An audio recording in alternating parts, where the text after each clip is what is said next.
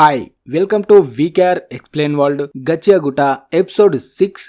మీరు ఇంతకు ముందు ఎపిసోడ్లను చూడకపోతే డిస్క్రిప్షన్ లో లింక్ పెట్టాను, వెళ్ళి చూసేయండి. ఇంతకు ముందు మనం రూడో ఇంకా మిగతా వాళ్ళు ఒక బేస్మెంట్ లోపల ఇరుక్కుపోయారని చూసాం. అక్కడ జంకా ఇద్దరు రైడర్స్ తో చాలా దారుణంగా పోరాడుతుంటే మిగిలిన వాళ్ళు ఇక్కడ నుండి బయటపడడానికి దారిని వెతుకుతూ ఉంటారు. అలా వెతుకుతూ వాళ్ళు పైకి వెళ్తున్నప్పుడు మెట్ల దగ్గర ఉన్న ఎగ్జిట్ డోర్ కనిపిస్తుంది. అప్పుడు గ్రీస్ ముగ్గురు సపోర్టర్స్ ని పిలిచి వాళ్ళను పైకి వెళ్లి బ్యాకప్ కోసం సిగ్నల్ పంపమని చెప్తాడు. తను మాత్రం జంకాకు సహాయం చేయడానికి వెళ్తుండగా అప్పుడే ఎవరో వస్తున్న అడుగుల శబ్దం వినిపిస్తుంది. అక్కడికి వచ్చిన ఆ వ్యక్తి పేరు జబర్. అతను రావడమే వాళ్ళు బయటికి వెళ్లే ఆ దారిని పూర్తిగా నాశనం చేస్తాడు. అది చూసిన గ్రీస్ అతనితో రూడో క్లీనర్స్ టీమ్ లో ఒక భాగమని, అతన్ని ముట్టుకోవాలంటే ముందు తనను దాటుకొని వెళ్లాలని అంటాడు. కానీ జబర్ మాత్రం తను ఇప్పటికే చాలా లేట్ అయిపోయానని, పైగా దారి కూడా మర్చిపోయానని చెప్తాడు. దాంతో గ్రీస్ నువ్వు జంకాను ఏం చేశావని అడుగుతాడు. అయితే జబర్ ఆ మాటలు అస్సలు పట్టించుకోకుండా నేరుగా రూడో వైపు చూస్తూ నిన్ను కలవడానికి ఒకరు ఎదురు చూస్తున్నారు కాబట్టి నువ్వు నాతో రావాలి అంటాడు. అంతేకాదు ఇక్కడ ఎలాంటి ట్రాష్ మాన్స్టర్స్ లేవు కాబట్టి తన ముఖానికి ఉన్న మాస్క్ ను కూడా తీసి అవతల పారేస్తాడు. అప్పుడే రూడో మళ్ళీ జంకా గురించి అడుగుతాడు. అప్పుడు అతను బలమైన శత్రువులను తాను అంత సులభంగా చంపనని, జంకాకు కేవలం విషం మాత్రమే ఇచ్చానని, అందుకే అతను ఇప్పటికీ బతికే ఉన్నాడని జబర్ అంటాడు. ఆ తర్వాత జబర్ తన పవర్స్ ని యాక్టివేట్ చేయగానే అతని చేతులకు ఇనుప గోళ్లు వస్తాయి. నువ్వు గనక గొడవ చేయకుండా నాతో వస్తే ఎక్కువ నొప్పి కలగకుండా చూసుకుంటానని రూడోతో అంటాడు. సరిగ్గా అదే టైంలో గ్రీస్ ఫాలో ఇద్దరు కలిసి జబర్ పై అటాక్ చేస్తారు. కానీ జబర్ ఎంతో సులువుగా వాళ్ళిద్దరి ముఖాలపై గట్టిగా తంతాడు. అప్పుడే ఫాలో వైపు చూస్తూ నువ్వు కాస్త సమర్థుడివి, కానీ గ్రీస్ మాత్రం వేస్ట్ నా కొడుకు అంటాడు. అప్పుడే గ్రీస్ ఎలాగోలా లేచి నిలబడి ఏది ఏమైనా సరే నా టీంని నేను కాపాడుకుంటానని గట్టిగా చెప్తాడు. దానికి జబర్ నవ్వుతూ క్లీనర్స్ టీంలో సపోర్టర్స్ అనే కొందరు పనికిరాని బలహీనమైన వాళ్ళు ఉంటారని విన్నాను, అలాంటి ఒక చేతకాని దద్దమ్మగాడు ఎవ్వరిని కాపాడలేడని ఎగతాళి చేస్తాడు. రూడో వెంటనే గ్రీస్ తో నువ్వు అతనితో పోరాడలేవు, దారి నుండి పక్కకి తప్పుకో అంటాడు. కానీ జబర్ రూడో వైపు చూస్తూ ఏమనుకోక తమ్ముడు, కానీ వాడు ఇప్పటికే చనిపోయాడు అంటాడు. ఆ మాట విని రూడో షాక్ అయి చూసేసరికి జబర్ తన ఇనుప గోలను గ్రీస్ శరీరంలోకి దించేసి ఉంటాడు. దాంతో గ్రీస్ మెడలో ఉన్న తాయెత్తు ఊడి కింద పడిపోతుండగా రూడో దాన్ని పట్టుకుంటాడు. ఆ క్షణంలో రూడోకు గ్రీస్ స్థానంలో రెక్టో కనిపించడం మొదలవుతుంది. ఇప్పుడే మనకి రూడోకు సంబంధించిన ఒక ఫ్లాష్ బ్యాక్ చూస్తాం. ఒకరోజు రూడో గోడకు తన తలను గట్టిగా బాదుకుంటూ ఉండడంతో రెక్టో చూస్తాడు. చేతుల నొప్పి కూడా తగ్గిపోతుంది కదా, అసలు నీ మనసులో నువ్వేమనుకుంటున్నావు, ఎందుకు ఇలా చేస్తున్నావు అని రెక్టో అడుగుతాడు. దానికి రూడో ఏమీ లేదు, నాకు చాలా కోపంగా ఉంది, కానీ ఆ కోపం ఎందుకో నాకే తెలియడం లేదు అంటాడు. అప్పుడు రెక్టో నీ తల్లిదండ్రులు నిన్ను వదిలేశారని, నువ్వు కూడా ఒక పనికిరాని చెత్తలాంటి వాడివని నువ్వు అనుకుంటున్నావు కాదు అంటాడు.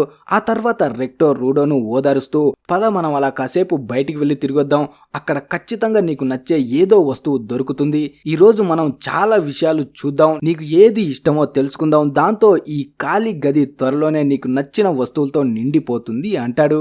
అలా రెక్టో రూడోను బయటకు తీసుకువెళ్లి ఎన్నో పుస్తకాలు చూపిస్తాడు, స్పోర్ట్స్ ఆడిస్తాడు, కుకింగ్ కూడా ట్రై చేయిస్తాడు. కానీ రూడోకు దేనిలోనూ అంతగా ఆసక్తి కలగదు. సరిగ్గా అదే సమయంలో గోడకి అవతల వైపు ఒక వ్యక్తి చెత్తను పారేసి వెళ్లడం రూడో గమనిస్తాడు. రూడో వెంటనే పరిగెత్తుకుంటూ వెళ్లి ఆ చెత్తల నుండి ఒక బొమ్మను బయటికి తీస్తాడు. ఇది కేవలం కొద్దిగా మాత్రమే విరిగిపోయింది, దీన్ని ఎవరైనా ఎలా పారేస్తారు, నేను దీన్ని బాగు చేస్తాను అంటూ రూడో ఏడవడం మొదలు పెడతాడు. అది చూసిన రెక్టో జనాలు పనికిరాదని పారేసే వస్తువుల వెనుక ఉన్న నిజమైన విలువను కూడా నువ్వు గుర్తించగలవు అంటాడు. కథ మళ్ళీ ప్రజెంట్ కు వస్తుంది. రూడో చేతిలో ఉన్న ఆ తాయెత్తును పట్టుకొని తన పవర్స్ తో పూర్తిగా మారిపోవడం స్టార్ట్ చేస్తాడు. ప్రాణాలతో కొట్టుమిట్టాడుతున్న గ్రీస్ ఇది చూసి ఇన్నాళ్ళు రూడో తన పవర్ ని ఎందుకు వాడలేకపోయాడో ఇప్పుడు అర్థమయ్యింది అనుకుంటాడు. రూడో పవర్ అంటే ఏదో ఒక వస్తువును తాకి దాన్ని వైటల్ ఇన్స్ట్రుమెంట్ గా మార్చడం మాత్రమే కాదు, దానికి మించి ఏ వస్తువు యొక్క నిజమైన విలువనైనా అతను పూర్తిగా అర్థం చేసుకోగలడు. రూడో ఇప్పుడు ఆ తాయెత్తును ఎంతో పెద్ద ఆయుధంగా మారుస్తాడు.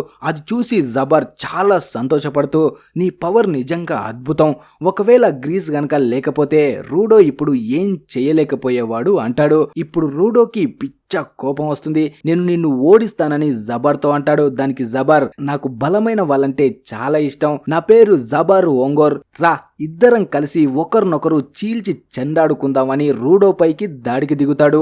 మరోవైపు గ్రీస్ శరీరం నుండి రక్తం విపరీతంగా కారుతుండడంతో ఫోలో చాలా కంగారు పడిపోతుంటాడు. గ్రీస్ మాత్రం రూడో వైపు చూస్తూ ఇంతకు ముందు ఫైట్ లో రూడో చాలా కోపంగా ఉండడం వల్ల తన పవర్ ని పూర్తిగా వాడలేకపోయాడు. కానీ ఇప్పుడు అతని మనసు చాలా ప్రశాంతంగా స్పష్టంగా ఉంది అని గ్రహిస్తాడు. ఇక ఫైట్ జరుగుతున్నప్పుడు జబార్, నువ్వు నాపై ఎందుకు అటాక్ చేయడం లేదు, కేవలం ఒకే చోట ఎందుకు నిలబడ్డావని అడుగుతాడు. దానికి రూడో, నీకు దమ్ముంటే నన్ను కొట్టి చూడని సవాల్ విసురుతాడు. దాంతో జబార్ చాలా వేగంగా రూడోపై దాడి చేయడానికి వస్తాడు. కానీ రూడో ఎలాగోలా తప్పించుకుంటాడు. జబార్ మళ్ళీ అటాక్ చేసినా అతని దెబ్బ ఒక్కటి కూడా రూడోకి తగలదు. అసలు ఇలా ఎందుకు జరుగుతుందో అని జబార్ ఆశ్చర్యపోతుండగా రూడో ఒక నిజం చెప్తాడు. గ్రీస్ ఎప్పుడు ఈ తాయెత్తు పట్టుకొని అందరినీ కాపాడాలని, ఎవరికి ఎలాంటి గాయం కాకూడదని ప్రార్థించేవాడు. అందుకే ఈ తాయెత్తు ఇప్పుడు జబార్ దెబ్బలు రూడోకి తగలకుండా అడ్డుకుంటుంది. అప్పుడే జబార్, నా అటాక్స్ నీకు తగలకపోతే ఏమైంది, అలాగని నువ్వు కూడా నన్ను ఏమీ చేయలేవు కదా అంటాడు. దానికి రూడో, నేను నీ దెబ్బల నుండి తప్పించుకోవడం లేదు, నువ్వే నా ముందుకు రాగానే దారి పక్కకు తప్పించుకుంటున్నావు అని చెప్తాడు. జబార్ మళ్ళీ దాడికి రాగా రూడోను కాపాడడం కోసం ఆ తాయెత్తు జబార్ వేగాన్ని చాలా తగ్గించేస్తుంది. ఆ తాయెత్తును రూడో నేరుగా దాడి చేయడానికి వాడకపోతే ఏమైంది, తన చేత్తోనైనా సరే జబార్ని కొట్టగలడు కదా. రూడో గట్టిగా ఒక గుద్దు గుద్ది జబార్ను దూరంగా విసిరేస్తాడు.